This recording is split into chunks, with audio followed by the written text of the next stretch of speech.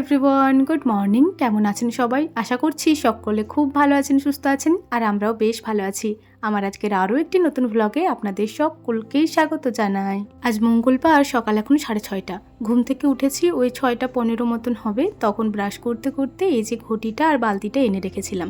Brush করার পর চুলটা একটু আঁচড়িয়ে নিয়েছি, আর তারপরে এই যে এখন কলপাড়ে এসে ঘটি আর বালতিটা একটু মেজে নিচ্ছি। প্রত্যেক দিন সকালবেলাতেই একবার সাবান দিয়ে ঘটিটা আর বালতিটা মেজে নিই, তারপর বাকিবার জল দিয়ে ধুয়ে জল নিয়ে যাই। সারাদিনে বোধহয় 20 বার জল নিয়ে যেতে হয়। 20 বার তো আর ঘটি বালতি মাজা হয় না, এই একবারই মাজা হয়, বাকিবারে জল দিয়ে ধুয়ে জলটা নিয়ে যাওয়া হয়। মা বাবা তো এখন বাড়িতে নেই। আজ মঙ্গলবার তো বাবা হাটে যান। তবে আজকে কাকুই হাট গেছে, মেজো কাকু। ওই টমেটো নিয়েই গেছে শুধুমাত্র, আর কোনো সবজি সেরকম নিয়ে যায়নি। সকালবেলা কাকু যখন গেছেন তখন কাকিমা 1 কাপ মতো চা করে দিয়েছেন, তবে বাকিদের জন্য এখনো পর্যন্ত চা করা হয়নি। এই যে 1 বালতি মতো জল ভর্তি করে নিয়েছি। চলুন এরপর ওই ধারে বাড়ি গিয়ে চাটা বানিয়ে নিই। মিষ্টু ঘুম থেকে উঠে গেছে, তবে এখনো অবধি ব্রাশ করেনি। ওকে বললাম যা তাড়াতাড়ি ব্রাশ কর, আমি ওদিকে চা করছি, তারপর চলে আয়। শীত তো প্রায় শেষ হয়ে গেছে বললেই চলে, আর এই গ্রীষ্মের শুরুতেই সকাল থেকে ভীষণ পরিমাণে রোদ্দুরটা আমার ভীষণ অপছন্দের। ঘুম থেকে উঠেই এমন রোদ্দুর দেখে মাথাটাও ধরে যায় প্রচুর। যাই হোক, এই বাড়িতে এসে চায়ের জল করে নিয়েছি, আর তারপর দেখুন গ্যাসটা অন করে এখন চাটা বসিয়ে দিচ্ছি। আগের দিন সন্ধ্যাবেলায় সুব্রতকে জিজ্ঞাসা করছিলাম যে কী দিয়ে মুড়ি খাবার খাবে বলো, সেটাই বানিয়ে দেবো। তো বললো যা বানাবে একটু সকাল করে বানিয়ে দিও। ঘুম থেকে উঠেই আমার খিদে পায় প্রচুর, তো ঘুম থেকে উঠেই এই কদিন না হয় খাবো। বললাম ঠিক আছে তাহলে তাই করব। আজ সকালে ভাবছি একটু আলু ভাজা করব আর একটু টমেটো ভাজা করব। আলু টমেটো ভাজাটা মুড়ি দিয়ে খেতে আমার ভীষণ ভালো লাগে। ওদিকে গ্যাসে চাটা বসিয়ে দিয়ে এসেছি, তবে ফ্লেমটা আবার হাই করা আছে। তো মিষ্টুকে বললাম যা তো খেপি একটু কমিয়ে দেয় গ্যাসটা। 1 কেটলি চা ফুটতে অবশ্যই একটু সময় লাগবে, তবে হাই ফ্লেমে থাকলে অনেক তাড়াতাড়ি হয়ে যাবে। গ্যাসের ফ্লেমটা কমিয়ে দিয়ে এসেছি। এরপর ধীরে সুস্থে আমি আলুটা কাটি, তা করতে করতে চাটা যতটা হয় হবে। এই যে আলুগুলো মোটা মোটা করে কেটে নিচ্ছি। এই মোটা মোটা করে আলু ভাজা করব, আর 2টো টমেটো অর্ধেক অর্ধেক করে ভাজবো। রোজই ভাবি সকালবেলা চায়ের সাথেই এই মুড়ি খাবারটা বানিয়ে নেব, তাহলে সকলেই অল্প করে দিয়ে খেতে পারবে। তবে কি জানেন তো, এত সকালে উঠে এগুলো বানানোটা সম্ভব হয়ে ওঠে না। সুব্রত একটু দেরিতে উঠবে তাই, নয়তো বাবাদের জন্য বানাতে গেলে আমাকে আরও ভোর উঠে এইসব প্রিপারেশন করতে হতো। যতই আলু ভাজা হোক আর যাই হোক, একটু সময় তো লাগবেই কাটতে ভাজতে। এই যে ভাজার আলু কাটা হয়ে গেছে, জলে ধুয়ে একেবারে বাটিতে কুড়িয়ে দিলাম। আর এই যে এদিকে 2টো টমেটো অর্ধেক অর্ধেক করে কেটে নিয়েছি। আজ আর জিরে ফোড়ন দিইনি, শুধুমাত্র লঙ্কা ফোড়ন দিয়েই আলুটা ভেজে নিয়েছি।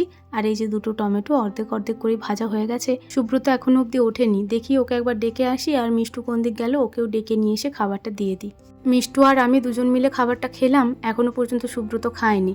ও বলছে আমি পরে খাবো, তো ঠিক আছে ও পরে খাবে, আমরা দুজন অল্প করে খেয়ে নিলাম। কখন উঠেছি, সকালবেলা উঠে অল্প কটা না খেলে ভালো লাগে না যেন। চা ধরা কাপড়টা ভীষণ নোংরা হয়েছিল, তো কাপড়টা একটু মতো ধুয়ে মেলে দিলাম। আর এই যে বাকি বাসনগুলো নিয়ে যাচ্ছি ওই ধারের বাড়ি। ওদিকে কাকুও দেখছি উঠে দাঁড়িয়ে রয়েছে। চলুন কাকুকেও খাবারটা দিয়ে দিই, বাসনপত্র রেখে একেবারে আসবো এধারের বাড়ি। আমার ওই সকালের মুড়ি খাবার বানাতেই ওই ধারের ঘরগুলো কাকিমা মুছে নিয়েছিলেন, আর এই ধারের ঘরগুলো অর্ধেকটা ঝাড় দিয়ে কাকিমা ধোয়া মোছা করছিলেন। আমি এই বাড়িতে এসে বাকি অর্ধেকটা বারান্দা উঠোন সমস্তটাই ঝাড় দিয়ে নিয়েছি। আর তারপর এই যে এলাম এখন বিছানাটা তুলতে। ঘর মোছা হয়ে গেছে, এখনও বিছানা তোলা হয়নি। আজ মশারির ওপরে কত মশা পড়েছিল গো বন্ধুরা। আগের দিন গুড নাইটটা চালিয়েছিলাম, ফ্যানও চলছিল তো, আর সে করতে গিয়ে মনে হয় মশাগুলো সব মরে পড়েছিল ওপরটাতে। মশারির ওপর থেকে মশাগুলো ভালো মতো ঝেড়ে মশারিটা ওই যে খাটের একপাশে গুজে রাখলাম।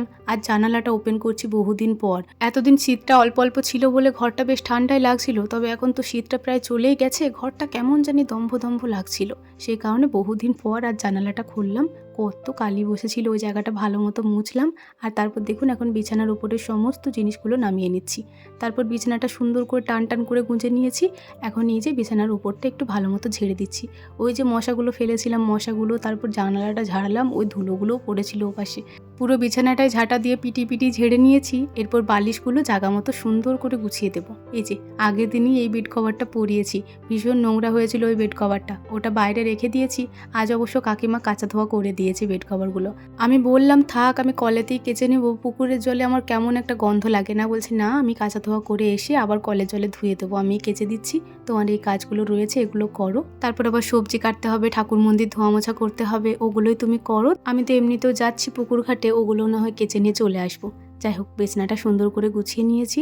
তারপর সবজিপাতি সমস্তটাই কাটাকুটি করে আমি গেছিলাম স্নান করতে।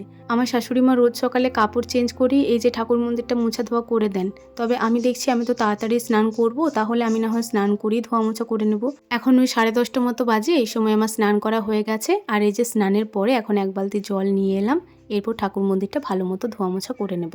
চলুন, ঠাকুর মন্দির ধোয়া মোছা করতে করতে আমার বন্ধুদের কিছু কমেন্টের উত্তর দিয়ে ফেলি। এক বন্ধু জানতে চেয়েছে আমি ভিডিওটা কিভাবে শ্যুট করি, মোবাইলের ক্যামেরাতে নাকি এমনি কোনো ক্যামেরাতে। আমি প্রথম থেকে আজ অবধি মোবাইলের ক্যামেরাতেই ভিডিও শ্যুট করি, আর আমার মোবাইলটা ভিভো কোম্পানির। পরের বন্ধুটি কমেন্ট করেছে যে দিদি তুমি ভিডিওটা আপলোড করার পর ডিলিট করে দাও নাকি গ্যালারিতেই রেখে দাও। যেহেতু আমার ফোনে কোনো চিপ লাগানো নেই, সে কারণে প্রচুর স্টোরেজ প্রবলেম হয়, আর সে কারণে ভিডিও শ্যুট করার পর এডিট কমপ্লিট হয়ে গেলে তারপর আপলোড দেওয়ার পরে আমি সমস্ত ভিডিও ডিলিট করে দিই, মানে ওই দিনের ভিডিওটা ডিলিট করে দিই। পরের বন্ধুটি জানতে চেয়েছে যে আমি কোন অ্যাপ থেকে বা কোন সাইট থেকে ভিডিওর ক্যাপশনগুলো দিয়ে থাকি। আমি ওয়াইটি স্টুডিওতেই ভিডিওর ক্যাপশনটা লিখে থাকি, একদম ডাইরেক্ট ইউটিউব থেকে আমি কোনো রকম কাজকর্ম করি না, শুধুমাত্র আপলোডটাই দিয়ে থাকি। বাকি সমস্ত কাজকর্ম আমি ওয়াইটি স্টুডিও থেকেই করে থাকি। পরের বন্ধুটি কমেন্ট করেছে তোমার ভিডিও দেখতে শুরু করলে মনে হয় খুব তাড়াতাড়ি শেষ হয়ে গেল, আর একটু দেখলে ভালো হতো, মন ভরে না। সত্যি গো, এগুলো তোমাদের ভালোবাসা ছাড়া আর কিছুই নয়। আমাকে যে তোমরা এত এত ভালোবাসো, এটা জেনে বুঝে আমার যে কি ভালো লাগে সেটা আমি কথায় প্রকাশ করতে পারবো না। তোমাদের এত এত ভালোবাসার সামনে আমার এই ছোট্ট ধন্যবাদ জানানোটাও যেন ক্ষুদ্র বলে মনে হচ্ছে আমার। যাই হোক, অনেকক্ষণ ধরে গল্পকাটি করছি। এদিকে দেখুন ঠাকুর মন্দির ধোয়া মোছা করে 1 গ্লাস জলও দিয়ে দিয়েছি। এখন তো ঠাকুমা স্নান করতে পারছেন না সেরকমভাবে, সে কারণে ঠাকুমা এখন জল দিচ্ছেন না, আর সেজন্যই আমি স্নানের পরে ঠাকুর মন্দির ধোয়া মোছা করে একেবারে জলটা দিয়ে নিলাম। মন্দিরে বসে জবটাও সেরে নিয়েছি। আজ কি পরিমাণ রোদ্দুর উঠেছে গো বন্ধুরা। ছাদের ওপরে এলাম, এই যে ভিজে জামা কাপড়গুলো মিলে দিয়েছি। এদিকে সকালবেলা যে কাচা ধোয়া করার পর কাকিমা জামা কাপড়গুলো মিলেছিল, ওগুলোর মধ্যে দেখছি কোনটা কি শুকিয়েছে না শুকিয়েছে। যেগুলো শুকিয়েছে সেগুলো নিয়ে চলে যাচ্ছি, যেগুলো হালকা ভিজে সেগুলো আবার একবার উল্টিয়ে উল্টিয়ে মেলে দিচ্ছি। পুকুরে কাচা ধোয়া করেছে তো ওই পাথরটাতে থুপকে থুপকে ভীষণ ভালো জামা কাপড় পরিষ্কার হয়। এই যে দেখুন সমস্ত জিনিসগুলি ভীষণ ভালো পরিষ্কার হয়েছে। তারপর ঘরে এসে আবার কাকিমা জল দিয়ে ধুয়েও দিয়েছে, সেখানে পুকুরের ওই শ্যাওলার গন্ধটাও দেখছি নেই। এই যে এ পাশের বেশ কয়েকটা জামা কাপড় শুকিয়েছিল, সেগুলো নিয়ে নিলাম, বাকিগুলো একটু উল্টে উল্টে মেলে দিয়েছি। এদিকে ঠাকুমার শাড়িটা আর আমার বেড কভারটা রয়েছে, এগুলো তো ভীষণ ভালো শুকিয়ে গেছে। রোদ্দুরটা তো এপাশে ভীষণ পরিমাণে রয়েছে। চলুন, যে কটা শুকিয়েছে নিয়ে নিয়েছি, এগুলো নিচেতে রেখে যাবো এরপর ওই ধারের বাড়ি। এই বাড়িতে কাকিমা ভাত বসিয়ে দিয়েছিল, আমি যখন এলাম তখন দেখছি ভাতটা নামিয়ে আঁচ দিয়েছে। আঁচটা এসে গেছে এই সময়। এই যে কড়াইটা বসিয়ে দিলাম একটু জল কাপড় দিয়ে ধুয়ে, এরপর রান্নাগুলো আস্তে আস্তে করে নেব। আজ সেরকম রান্নাবান্না নেই, একটা তরকারি, একটা ভাজা আর ডাল হবে। সোয়াবিন আলু গাজর দিয়ে তরকারি হবে। অনেক দিন পর আজকে সোয়াবিন আলুর তরকারি বানাচ্ছি। মাঝে মধ্যে সোয়াবিন আলুর ঝোলটা বানানোই হয়, তবে আমাদের বাড়িতে এটার তরকারিটা খুবই কম বানানো হয়। এত এত লোক তো, সে কারণে ঝোলটাই করে দেয়, ঝোল একবারে হয়ে যাবে সেজন্যই। তবে আজ আমি বলেছি একটু ডাল করতে আর তরকারি বানাবো। সোয়াবিনের এই তরকারিটা আমার ভীষণ পরিমাণে পছন্দের। কড়াইয়ে দিয়ে দিলাম তেল, তেলটা গরম হয়ে যাওয়ার পরে আলুগুলো ভালো মতো ভেজে নিয়েছি, 1 চিমটি হলুদ দিয়ে ভেজেছি। আর তারপর একটু ভাজা হয়ে যাওয়ার পর দিয়ে দিলাম গাজরগুলো। আলু গাজর ঢাকা চাপা দিয়ে ভালো মতো ভেজে নিয়েছি, যাতে করে আলুটা একটু সেদ্ধ হয়ে যায়। নতুন আলু তো একটুতেই ডাটো ডাটো হয়ে যায়, একটু ভালো মতো সেদ্ধ না হলে তরকারিটাও যেন ভালো হয় না। ওই মোটামুটি সেদ্ধ হয়েছে। কড়াইয়ে দেখুন এই সময় লেগে লেগে যাচ্ছে, তুলে দিচ্ছি। এই যে হালকা ভাজা হয়েছে, এতেই হবে। এই আলুগুলো ভেজে রান্না করলে সোয়াবিনের তরকারিটা ভীষণ ভালো লাগে। অবশ্যই সোয়াবিনটাও একটু ভালো করে ভাজতে হবে, নয়তো এই সোয়াবিনের কাঁচা গন্ধটাতে সোয়াবিনের তরকারিটা খেতে একদমই ভালো লাগবে না। গরম কড়াইয়ে অল্প একটু তেল দিয়ে দিলাম সোয়াবিনগুলো, 1 চিমটি লবণ দিয়ে সোয়াবিনগুলো ভাজবো, তাহলে সোয়াবিনগুলো চপসা চপসা লাগবে না, বেশ ভালো লাগবে লবণ লবণ খেতে। এই যে ভালো মতোই ভাজা হয়ে গেছে, কালারটাও চেঞ্জ হয়ে গেছে। এই সময় সোয়াবিন আলু গাজর একটা বাটিতে করে তুলে রাখলাম। কড়াইটা কত পুড়ে গেছে দেখুন, আর ধোবো না, একেবারে রান্নাটা বসিয়ে দেবো। আলু গাজর সোয়াবিন সব কিছুই তো ভাজা আছে, এরপর মশলা কষাবো। মশলা কষানোর জন্য সে কারণে বেশি পরিমাণে তেল দিলাম না, অল্প একটু তেল দিয়েছি। কড়াইটা যা গরম হয়েছে প্রথমেই 5 ফোড়নটা দিতে সাহস পেলাম না। দিলাম প্রথমে চিনি, তারপর একটা শুকনো লঙ্কা, আর তারপর দিলাম 5 ফোড়ন। ভালো করে মশলাগুলো ভাজা হয়ে যাওয়ার পর দিয়ে দিলাম পেঁয়াজগুলো। পেঁয়াজের কালারটা যখন একদম ব্রাউন ব্রাউন হয়ে গেছে, তখন এই যে রসুন ছেঁচাটা দিয়ে দিলাম। কড়াইটা কত পুড়েছে দেখুন, দেখতে কি খারাপ লাগছে না। রান্নাবান্না হয়ে যাক, তারপর কড়াইটা কাকিমা পুকুর ঘাটে ভালো মতো মেজে নিয়ে আসবে। এই যে পেঁয়াজ রসুন ভালোভাবে ভাজা হয়ে যাওয়ার পর দিয়ে দিলাম আদা জিরে বাটা, তারপর একটা গোটা টমেটো দিয়ে বেশ অনেকখানি হলুদ গুঁড়ো দিচ্ছি। এই হলুদ গুঁড়ো দিলে তরকারির কালারটা ভীষণ ভালো আসে। 1 চামচ মতো লবণও দিলাম, আর অল্প একটু ওই যে বাটি ধোয়া জলটা দিলাম। এরপর আরও একটু একটু জল দিয়ে মশলাটা ভালো মতো কষাবো। যখন টমেটোগুলো গলে যাবে আর মশলার থেকে তেলটাও ছেড়ে যাবে, এই যে এইরকম মশলাটা হয়ে যাওয়ার পরে তখন আরও একটু মতো জল দিয়ে দিচ্ছি। সোয়াবিন, আলু, গাজর ওগুলোও তো একটু কষাবো, সে কারণে আরও একটু জল দিলাম। নয়তো এমনি ভিজে ভিজে জিনিস হলে এই সময়ই দিয়ে দিতাম সেটা। জল মশলা ভালোভাবে মাখিয়ে নেওয়ার পরে এই যে সোয়াবিন, আলু, গাজর সমস্তটাই দিয়ে দিয়েছি। এরপর এইগুলো একটু ভালো মতো কষাবো। ভাবলাম একটু ঢাকা দিয়ে কষায়, তাহলে ভালো মতো সেদ্ধ হবে আলুটা। তবে এই ঢাকা দিতে গিয়েই একটু গড়বড় হয়ে গেল। এই যে তলার দিকটা হালকা হালকা লেগে যাচ্ছিল, ভাগ্যিস বুঝতে পারলাম। ঢাকাটা খুলেই দেখছি হ্যাঁ তো সত্যি সত্যি লেগে যাচ্ছে। ঢাকা খুলে একটু মতো নাড়াচাড়া করে দিয়ে দিলাম বেশ খানিকটা জল।